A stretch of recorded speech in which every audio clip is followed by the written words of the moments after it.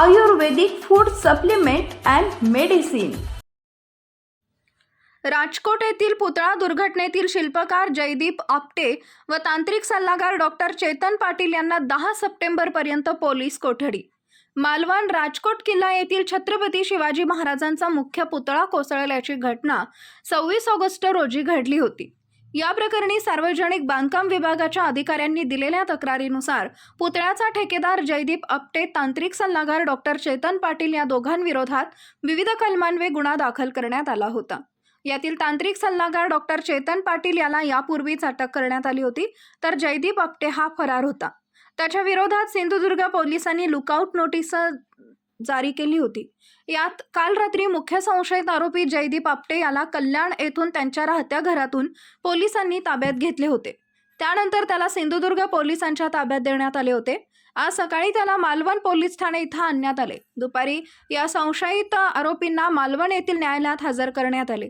सरकारी पक्ष व संशयित आरोपींच्या वकिलांची बाजू ऐकल्यानंतर न्यायाधीशांनी या दोन्ही संशयित आरोपींना 10 सप्टेंबरपर्यंत पोलीस कोठडी सुनावली आहे। पीसीसाठी फक्त एवढेच मुद्दे मांडले की एक आरोपी जो अटक होता त्याची आजपर्यंत पीसी संपण्यात आलेली होती। आता दुसरा आरोपी त्याच्यासोबत मिळालेला आहे, त्याच्यामुळे त्यांचं त्या दोघांसोबत पोलिसांना संवाद साधण्याची संधी पाहिजे। त्याच्यामुळे तो सखोल चौकशी काय असेल ती करणं महत्त्वाचं आहे। त्याच्यामुळे कोर्टाने आमची मागणी मान्य केली आणि 10 तारखेपर्यंत पोलीस कस्टडी दिली। टेंडर कोणी दिलं, का दिलं याची सुद्धा चौकशीची मागणी ती आता पोलीस तपासात होईल। तर तुम्ही किती दिवसाची पोलीस कस्टडी मागितली होती आणि किती? आम्ही टोटल 10 दिवसाची मागितलेली होती, त्याप्रमाणे पोलिसांनी आज तारीख 5, त्याच्यामुळे 5 दिवसाची पोलीस कस्टडी देण्यात आलेली आहे। म्हणजे एक नंबरच्या आरोपीला 5 दिवस आणि 2 नंबरच्या आरोपीला आता 10 दिवस झाली।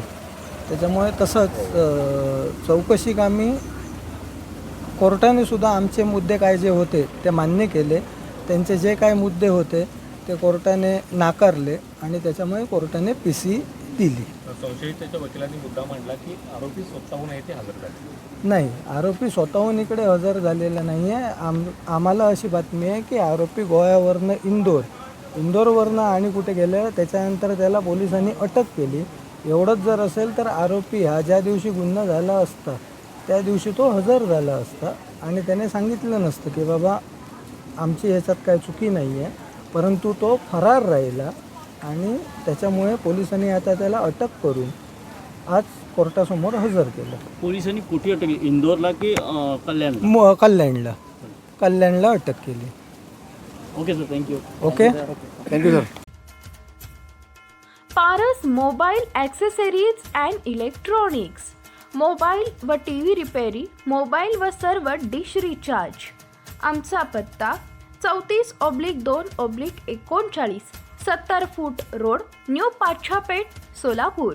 मोबाईल नंबर 774499 6658 आणि 954546 8473।